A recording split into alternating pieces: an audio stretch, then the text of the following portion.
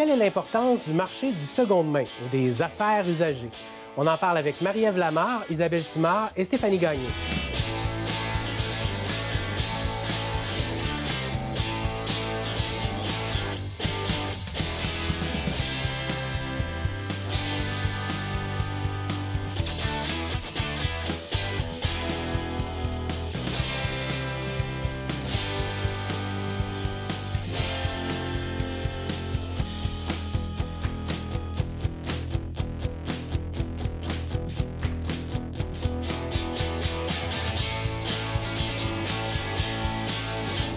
Dans une économie sans cesse changeante, on a peut-être certains trucs à donner pour essayer d'économiser un peu, mais aussi une certaine passion qui se développe chez les gens, le seconde main, tous les Facebook Marketplace et Amazon et autres où est-ce qu'on peut trouver des objets qui ont déjà été utilisés ou des vêtements. J'ai envie de commencer en vous demandant rapidement là, si vous aviez une chose que vous avez trouvée, qu'un objet ou un vêtement, vous vous dites, OK, donc ça, quand même, de trouver ça usagé, c'est exceptionnel, c'est intéressant. Est-ce que ce serait lequel? Ah, moi j'ai trouvé un joli miroir antique, Limoges. C'est une marque là, qui vaut cher, puis toute dorée. Puis la madame, elle m'a vendu ça 50 cents. Puis quand je suis allée chez nous, j'ai regardé un peu sur Internet. C'est pas que l'objet, c'était plus la marque, là, tu sais. Puis je suis allée voir, puis je pense que ça valait 350 $. Quand même, félicitations. Ouais. De ton côté, une trouvaille magnifique? Moi, je pensais beaucoup dans le domaine du plein air. Ça fait 5 ans maintenant que je fais du ski de randonnée, puis c'est ma deuxième paire de skis, là, c'était vraiment... la fille avait jamais skié avec. C'était à 50 %. J'étais comme, OK! Il était neuf. T'as vraiment eu l'impression de faire une affaire incroyable. Oui, j'avais vraiment le sentiment d'être gagnante. Ah oui, c'est bon. Puis toi, Stéphanie?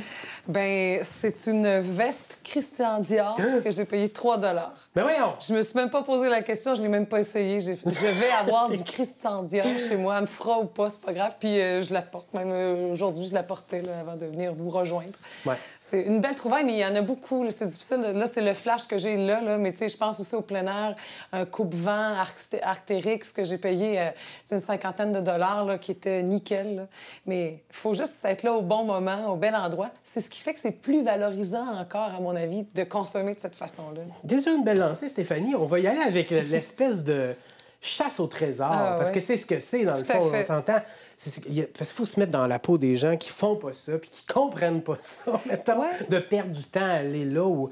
Mais il y a vraiment quelque chose de l'aventure. Là. Mais je pense qu'il faut garder en tête aussi qu'on n'est pas obligé de tout acheter. Tu sais, que si on a un besoin, avant de le combler en magasin, on est capable de pouvoir zioter un peu, oui, sur les marketplaces ou encore dans les friperies d'ici, ou même d'interpeller les gens autour de nous à savoir, il n'y a pas quelqu'un qui n'a plus besoin de X ou Y avant d'acheter neuf. On n'est pas obligé de tout acheter ce qu'on voit usagé qui nous plaît quoi que ce soit, parce qu'à un moment donné, c'est de la consommation quand même si c'est de la consommation intelligente, ça reste de la consommation. Mais c'est très valorisant de dire, j'avais un besoin, je l'ai comblé, à vraiment pas cher.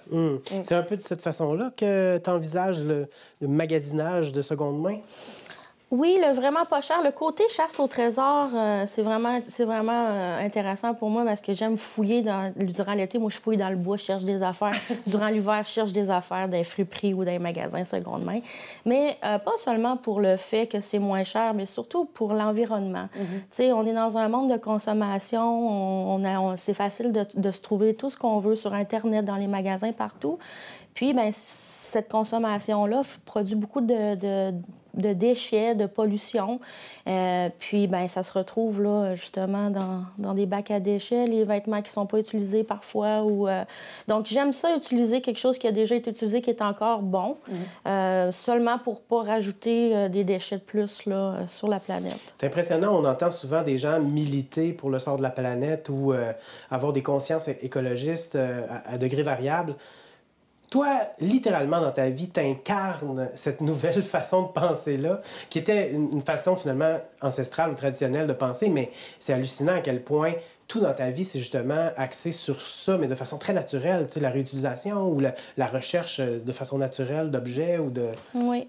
Bien, ça serait une belle une belle lancée pour tout le monde d'essayer de faire ça parce que pas seulement pour le moyen financier, mais pour la gratification personnelle aussi, de chercher et de trouver des trucs à pas cher ou qui sont de meilleure qualité, mais en fait aussi pour aider l'environnement, tu sais, puis la surconsommation. Puis ça m'intéresse ce que tu dis parce que c'est quand même important d'acheter usagé, mais de bonne qualité aussi. Oui, parce que, tu sais, le speed fashion avec les marques, parce que des produits comme des Shein ou Shine, je sais pas comment tout le monde on le dit, là, mais des espèces de marques là, qui, à la va-vite, là, que c'est fait rapidement. Là. Oui, ça se retrouve sur le web, mais même à ça, je pense qu'on est capable d'acheter intelligemment via les marketplaces puis encore dans les friperies de nos jours. Tu sais, quand on voit un vêtement, il est pas cher, mais tu sais qu'après 2-3 lavages, bien, il sera plus beau puis tu le porteras plus, mais ça vaut pas la peine de l'acheter même si c'est usagé. C'est facile et, à mon avis, essentiel d'acheter intelligemment en tout temps et même dans l'usager. Puis on parlait de mode de vie, parce que c'est un mode de vie, là, littéralement. Pour toi, ça a pris une importance encore plus grande avec ton projet. Parle-moi-en un peu. Oui, dans le fond, je travaille pour démarrer l'outillerie, qui va être une bibliothèque d'objets. On est dans la phase de pré-démarrage, puis on va s'installer à Rimouski. Puis donc, dans le fond, on parle de mise en commun d'outils pour la rénovation de la maison, pour l'entretien paysager, pour les articles de cuisine, comme la transformation des aliments. Donc, consommer moins, ça revient à ce que tu dis. Si on consomme moins, on gaspille moins. Puis, on s'encombre moins. On a tous des gros articles de cuisine qu'on sort une fois par année. Puis... Oui, c'est ça. Nomme-moi des objets que tu as en tête ou, je veux dire, est-ce que vous en avez déjà ou... On a démarré une collecte de dons. Donc, il y a plus d'une vingtaine de citoyens rimouskois et rimouskoises qui nous ont donné des objets. On parle au niveau de la cuisine, ça pourrait être une yaourtière, un kit à raclette, un déshydrateur. Il y a vraiment... Il faut le voir comme une bibliothèque, la bibliothèque de quartier. On paye un abonnement, puis après ça, on a accès à un parc d'objets illimité. Ah, j'adore ça. Moi aussi, j'ai déjà vu la nouvelle passer. Yeah! Oui, parce qu'il y a des outils que des fois, moi, je m'empêche d'acheter en me disant... Je le sais que je n'aurais pas besoin beaucoup. Ça ne vaut pas la peine de consommer, d'avoir aussi à entretenir ces objets-là. Mon chum dit souvent avoir un autre moteur à entretenir. Parce que c'est pas le talent de tout le monde non plus. Là. Incubateur de projet. Puis si tu n'as jamais fait de rénovation chez toi, puis là, tu as juste un petit projet, bien... Est-ce que tu vas aller acheter pour 500$ d'équipement? Puis souvent, tu t'empêches de le faire. Oui, c'est ça, tu t'empêches. Puis là, dans le fond, si on veut aussi que les gens aient accès à tous les outils qu'ils ont besoin, dans le fond, pour être bien dans leur maison aussi. Tu es assis chez vous, puis tu te dis, hey, on pourrait partir une bibliothèque d'objets. Non, mais à vous, c'est quoi? Comment ça vient à quelqu'un de... À la base, c'est pas moi qui a initié le début du projet. Je me suis joint à cette équipe-là, mais c'est un mouvement mondial. Il y en a déjà à Montréal. Il y a la remise, il y a l'outillotech, il y a la patente à Québec. C'est vraiment un mouvement. Donc, nous, on essaie que Rimouski joigne ce Mais c'est intriguant. Tu dis que ça existe déjà, puis je veux bien, je trouve ça un concept super intéressant parce qu'effectivement, à l'heure actuelle, il y a des gens qui nous écoutent, puis ils ont tous les mêmes outils qu'ils ont utilisés une fois dans chacun de leurs garages. Et tous les voisins ont le même outil. Non, c'est ça, c'est complètement ridicule, on le voit bien. Mais comment tu démarres cette idée-là? D'où ça t'est venu, l'idée de t'impliquer là-dedans? De m'impliquer, bien, je pense que c'est beaucoup... en fait, je viens juste de m'acheter une maison dans le dernier 2 ans, puis là, t'en as toujours besoin de quelque chose. T'es toujours à la recherche. Ouais. Puis, tu sais, ça, les jeunes familles, les premiers acheteurs de maison, c'est aussi notre clientèle cible. C'est parce que ça coûte cher, les outils. Tout coûte vraiment cher. Puis, tu sais, avec l'acquisition des maisons aussi, qui sont plus élevées et tout, là, on veut économiser à un moment donné. Fait que moi, c'était vraiment ça, tu sais... Quand mon ami me parlait de ce projet-là, j'étais comme « Ah, ben oui, tu sais, les rénaux, puis tout ça, puis ça va tellement être plus abordable. » Puis après ça, tous les projets sont plus accessibles s'il faut que tu achètes. Tu n'as pas besoin d'acheter les oui.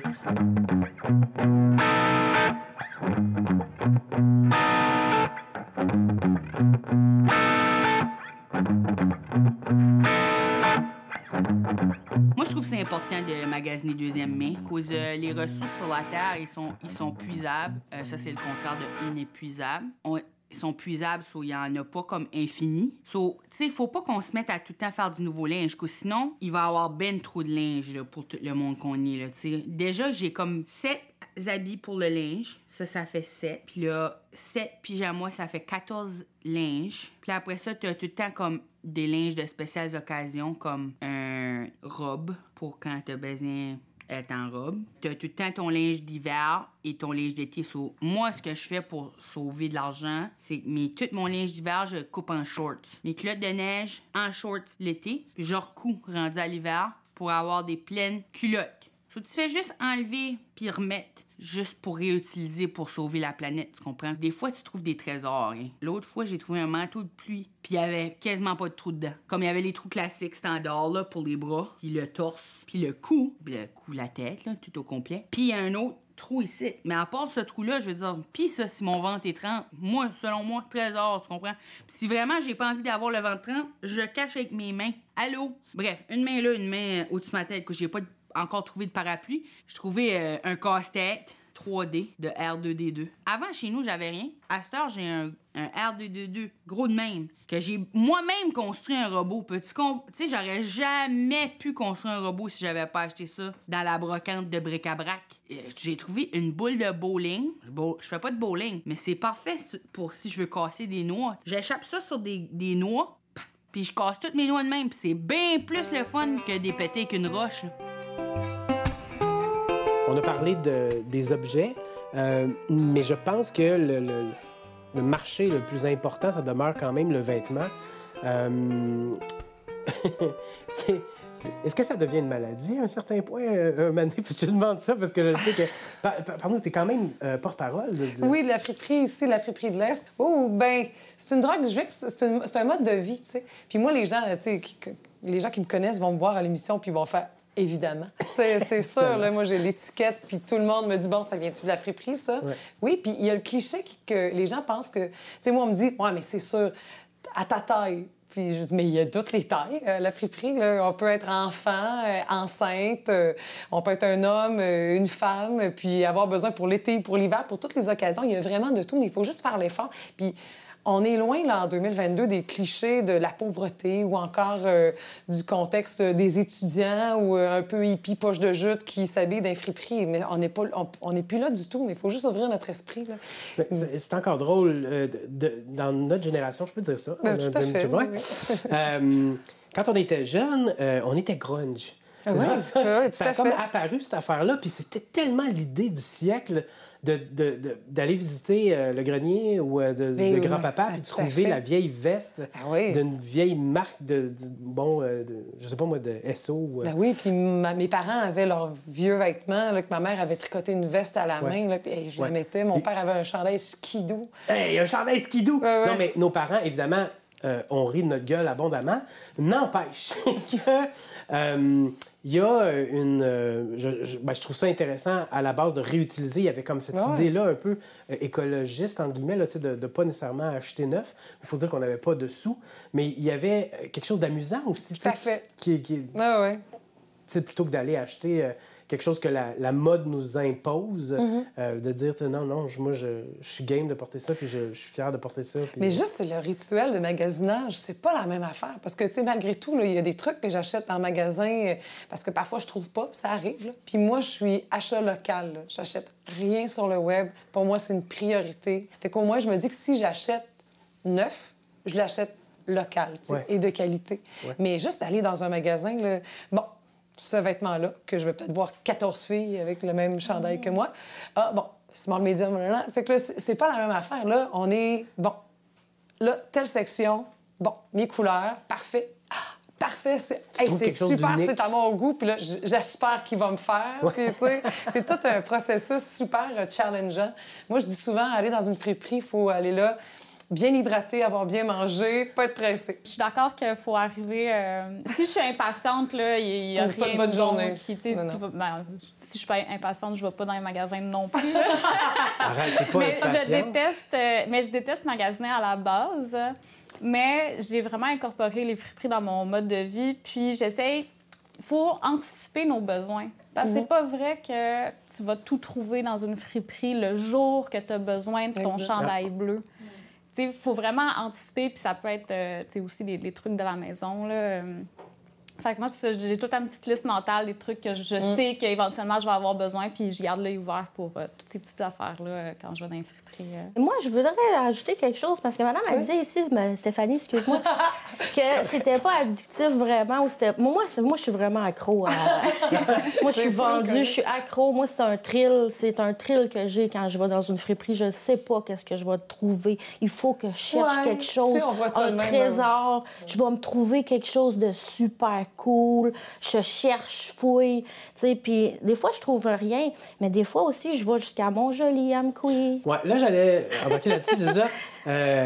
Il y a beaucoup de gens qui comprennent moins ce phénomène-là, qui vont voir finalement un tas de vieillerie, un tas de vidange, littéralement. Mais il y a des trucs là, quand même. Tu disais, tu vas plus loin des fois. Moi, je sais que quand on va dans des endroits où est-ce que le phénomène de la friperie est moins développé, on trouve des vrais trésors. Oui, souvent très, très peu cher. Dans les petits villages, les sous-sols d'église, les petits villages, souvent, ils ont des louvoirs, que ça s'appelle, ouvoirs. C'est un vieux mot, mais c'était comme ça que ça s'appelait avant, les magasins seconde main. Et puis, quand c'est moins commercialisé, souvent, on retrouve là, des vrais trésors, là, parce que souvent, les gens connaissent pas non plus la valeur des vêtements ou la valeur des choses. Donc, on a ça à vraiment un petit prix, là. Les ventes de garage aussi, les marchés aux puces. Moi, je fonctionne avec un groupe d'amis. Je suis mère de 4 enfants. J'ai une amie qui habite Saint-Valérien qui est mère de 4 enfants aussi. J'ai un ami à Amqui. Donc, on cherche tout pour tout le monde. Quand on y va, on connaît les grandeurs de chacun. Fait que je pars à la friperie aujourd'hui. As-tu besoin de quelque chose? Ben, check-moi des T-shirts genre médium pour mon fils. Là, il est en manque de T-shirts. Bon, fait que, tu sais, en même temps, on check pour l'un pour l'autre. Puis on trouve des trucs. Puis après ça, on partage nos affaires ou on se montre nos trouvailles. C'est super intéressant faire ça entre amis. Puis il y a des gens aussi qui pensent que utiliser les choses que les gens ont déjà utilisées, c'est un peu sale ou c'est moins attrayant. Puis moi, ça me fait rire à chaque fois que les gens me disent « Ah, ben quelqu'un a déjà porté ou quelqu'un a déjà bu dans ce verre-là. » Mais je me dis, on va tous au restaurant puis à l'hôtel. Ça fait qu'on a tous déjà bu dans des verres que les gens ont déjà bu auparavant ou on a couché dans des draps qui ont déjà été couchés dedans par quelqu'un d'autre que nous. Les gens en magasin aussi ont essayé les vêtements. Exactement. Donc, tu sais, c'est pas sale. C'est pas sale d'acheter des trucs seconde main. C'est sûr que rendu à la maison, on nettoie nos choses. Là. Parfait. Mais c'est simple. J'aime vraiment ce que tu dis, le sentiment de communauté aussi, dans que ce soit la famille ou les amis. Parce que moi, souvent, si je trouve quelque chose, puis ça, je le sais que ça va fitter à mon ami, je l'achète. Puis c'est sûr que quand c'est des petits prix, c'est plus facile d'acheter puis de faire des petits cadeaux de même. Hey, j'ai pensé à toi. Puis là, c'est sûr que quand je vais acheter Gucci, j'achète pas tout le temps des sacs à main à mes amis. Mais moi, ça fait vraiment partie dans mon cercle d'amis, là, quand on va dans les friperies, c'est ça, ah, ça c'est pour toi. Ça, c'est le fun. Ouais, fait que t'as tout le temps un petit cadeau de même. Oui, c'est vraiment fun. Est-ce que tu serais game de nous partager tes trucs? As-tu des trucs? Des trucs de... Tu sais, t'as des espèces de réflexes que tu dis, OK, je vais dans cette section-là. Mais moi, je trouve ça le fun parce que ici, à Rimouski et tout ça, les friperies, on connaît un peu les sections où aller, tu sais. On rentre, on sait, bon, tu sais, on connaît nos secteurs. Il y a des périodes aussi où est-ce que c'est plus propice. Tu sais, moi, avec mon métier, j'anime souvent des trucs. Fait que je sais que des fois que j'ai besoin des robes de gala et tout, là, c'est pas mal le temps là, parce que les robes de Noël commencent à être lancées. Mais je dirais, c'est comme Marie-Ève disait, d'y aller fréquemment. Tu sais, c'est vraiment ça, de prévoir les besoins à l'avance. Puis d'y aller au feeling aussi. Tu sais, justement, là, des fois, tu te dis, bon, c'est super cool, mais... Est-ce que je vais vraiment maximiser l'objet, tu sais? Puis sinon, ben on fait des appels à tous. Là. Quand on veut faire... exemple, dernièrement, j'ai voulu faire un coin de bricolage à ma fille. Puis je voulais avoir un pegboard, tu sais, une espèce de tableau perforé. Puis là, je dis, juste pour la section que j'ai besoin, puis ça se vend par grands panneaux. J'ai fait un appel à tous. La fille, elle voulait s'en débarrasser. Elle m'a donné exactement la grandeur que je voulais. J'étais arrivée le soir, je l'ai installé. Ciao, ben, ça m'a coûté des petits crochets et tout. Fait que il faut juste dans le fond, être alerte, puis y aller au feeling. Mais comme je disais, pas consommer trop pour rien. Oui, c'est ça. Avec Marketplace, il y a une abondance de produits. Là. Ça serait facile de tomber dans la surconsommation. Puis on vend du cossin, là. Oui.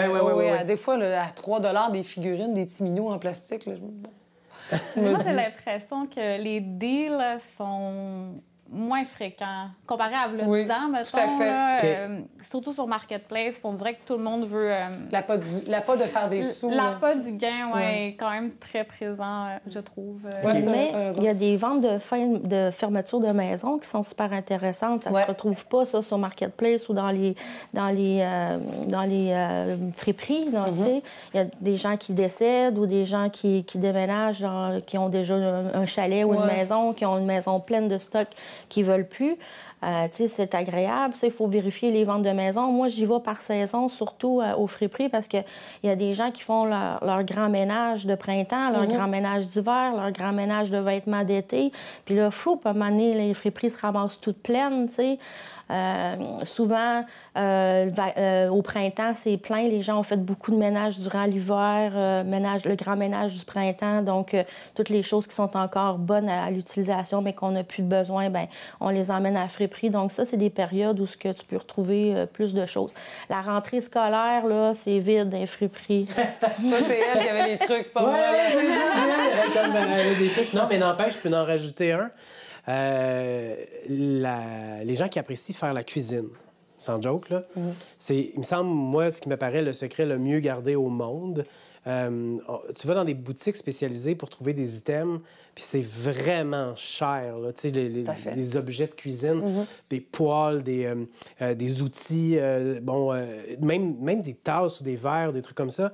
Puis dans les friperies, les magasins de seconde main, dans les sous-sols d'église, ces trucs-là, les perles vintage qui ont l'air tout à fait neuves, puis qu'une réplique qui ferait actuellement, qui serait moins intéressante, coûterait beaucoup plus cher, mais en particulier pour certaines poêles. Je pense à des poêles qui étaient très à la mode dans les années 60-70. En fonte. Oui, des poêles en fonte, mais tu sais, émaillées norvégiennes, que les gens se faisaient donner probablement en cadeau de mariage. Qui n'ont jamais utilisé ça. Moi, je tombe là-dessus. Je veux dire, effectivement, aux États-Unis, par exemple, ça se vendrait hyper cher. C'est comme le secret le mieux gardé, moi, je trouve, là, des friperies. Moi, j'aime beaucoup ça aller dans les friperies aussi quand je voyage ou quand je suis à l'extérieur. Je fais la même chose. C'est vraiment des dynamiques différentes. On retrouve des choses totalement différentes qu'à Rimouski. Ça dépend de ce que les gens aiment faire, puis c'est quoi la culture là-bas. Êtes-vous dans un groupe Facebook de trucs de seconde main? Oui. Oui, hein? Oui, mais ça porte souvent le nom groupe genre des cheap du Québec, ce que j'aime un peu moins. Parce que pourtant, c'est pas nécessairement ça, tu sais. Oui, c'est économique quand tu regardes ça froidement, là, mais c'est juste une façon de faire aussi. Mais ça règle pas non plus le problème. Tu sais, les Facebook, tout, c'est... On en a parlé au début, là, c'est consommer moins. Oui, c'est on se valorise beaucoup, mais il faut réfléchir. Mais il y a un défaut avant, c'est ça? Oui, c'est ça. On fait partie de la solution, certainement, mais tu sais, on est capable de faire des belles trouvailles parce qu'il y a du monde qui va acheter. Écoute, tu m'as convaincue. J'ai hâte de voir ce que tu vas trouver pour moi à la friperie quand tu vas y aller. Ma couleur préférée, c'est le noir. Merci beaucoup d'avoir participé à l'émission. Merci.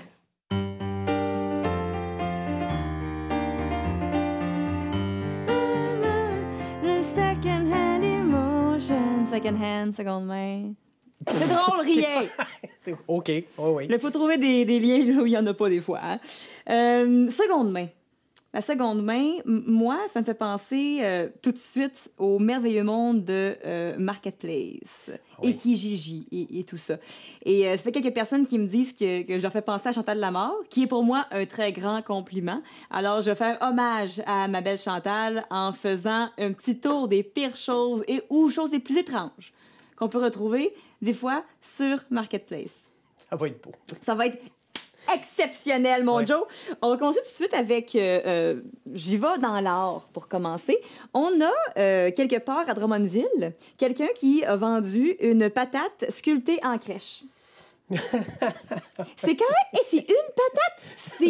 sculptée en crèche. En ouais. crèche, il vend ça 20 $20 la Ouais. patate sculptée en crèche. Mais d'un autre côté, as-tu ce talent-là, toi? On Parce sait que pas c'est- si... Je sais pas. Ben oui, il y a du talent, mais en même temps, combien de ça va durer, sa patate, là? Ah, l'art, des fois, c'est éphémère. Hein? La culture, c'est important de Ah, financer c'est ça. ça, dans le fond, c'est de l'art vivant. C'est ça. On a ensuite, ça je l'aime vraiment juste à cause de la photo, ça dit c'est un divan pour le salon, 250 en très bonne condition, lieu non fumeur et maison avec aucun animal. Puis j'aimerais ça que tu regardes la photo et Il y a un chat il dessus. y a un chat dans la dessus. photo. Puis, on sent l'arôme de cigarette aussi. On hein? sent, oh mon Ouais, Dieu, mais je le pense divan que- vient, c'est extrasensoriel de cette Ben, photo-là. Ensuite, il y a quelqu'un qui a mis pour 500 rien de moins, une rare quadruple pinotte. Oh, mais là, par contre, là, j'avoue. Non, mais t'as-tu Est-ce que déjà tu- vu ça, une quadruple pinotte? Non, mais est-ce que tu paierais 500 pour avoir une quadruple pinotte? Il faut que tu sois Jeff Bezos, mettons, là, pour... Mais que- c'est tentant. Bon, là, il va falloir que tu regardes tes décisions de vie, Joe, là, parce que... Faut que je remette en question toute ma vie. Oui, un petit peu. Avis à ceux qui veulent être un petit peu exotiques dans leur consommation de lait. Tu sais, il y a du lait, de la boisson d'amande, du lait de cachou. Mais maintenant, on a du lait de chat. Qui a été tiré direct. Je veux pas. Il est trop tard, je l'ai dans ma tête. 6 Ah, lait tiré de mamelle de mon chat. Ce matin, non. frais, bon et Non. pas pire avec des céréales. 6 la bouteille, 11 pour les deux. OK. Je veux pas regarder, je m'en fous, je veux pas regarder. Deux beaux formations de lait de chat. Ensuite, OK, là, on a du... Ça la rêve de l'Antiquité. Le dernier sac de plastique. Ah. Encadré, Ouais, 250 Mais je pense que cette personne-là pense au futur présentement, parce que là, c'est pas vrai que c'est le dernier sac de plastique, là. Mais dans 20 ans, peut-être Ouais. que c'est le seul qui va rester. Parce que Dieu sait que du plastique, ça se désintègre vraiment rapidement. C'est hein. ça qu'il aurait fallu expliquer à la personne. C'est que c'est ça l'idée. Ça meurt pas du plastique. Non, C'est c'est ça. pas grave. Ça, C'est un je bel vois. effort. C'est un bel effort. Écoute, il y a du monde qui ne recule devant rien Non, avec clairement. leur esprit entrepreneurial. Je vais te ramener dans le passé. Est-ce que tu as écouté La Petite Vie? Ben oui, ben oui. OK, moi aussi. Et un moment donné, dans La Petite Vie, papa, il y a des outils. Et il y a un outil qui s'appelle un marteau électrique OK. Ouais. qui branche, puis le marteau part tout seul, là, entre guillemets. Mais il y a quelqu'un qui a décidé que ce serait une bonne idée de vendre ça, un marteau électrique. Je sais pas pour vrai qu'est-ce que le marteau fait, qu'est-ce qui fait que c'est électrique. Est-ce que le marteau chauffe? Est-ce que le marteau marche tout seul? Est-ce que la personne a tapé un fil au bout du marteau? Honnêtement, toi, tu vas te servir de ça, toi. Ah, ben oui. Mais justement, vu que t'en parles, T'es plus j'aurais pas kinky que pensé. je pensais. T'as bien Bon, raison. 250 pièces si tu veux le commander. C'est sûrement encore là. c'est mon préféré. Là, je vais pas dire, il y a un sac dedans qui rend tout ça très drôle, mais je vais le censurer parce qu'on est à la télévision. Un sac de ketchup rempli en s'il vous plaît. Ah, mais il est très rare, Il est- à moins que ça soit du botulisme, puis qu'il soit gonflé par des bactéries tueuses d'humains. Ça se pourrait, Ça se pourrait aussi. Mais moi, je suis plus impressionnée par les faux ongles en aluminium en Ben, arrière. regarde donc, toi, il y a même des restants de déjeuner dans ces ongles-là. Oui, c'est ça. Mais c'est le 10 piastres pour le sac de ketchup rempli en Très tabarnane. peu pour moi. Trop? Fait que c'est tout ce que j'avais pour les beaux moments de Marketplace. As-tu déjà vendu quelque chose sur Marketplace qui était un peu particulier? Qui était particulier, non. Mais à cette heure que je sais que je peux me faire un bon lait de chat agrémenté d'un bon gros sachet de ketchup, là, je suis parti. Ça y est. T'as plus d'argent, mais Au ton moins, estomac est vraiment heureux. bien rempli. Oh mon Dieu, OK, Parfait. cheers to that.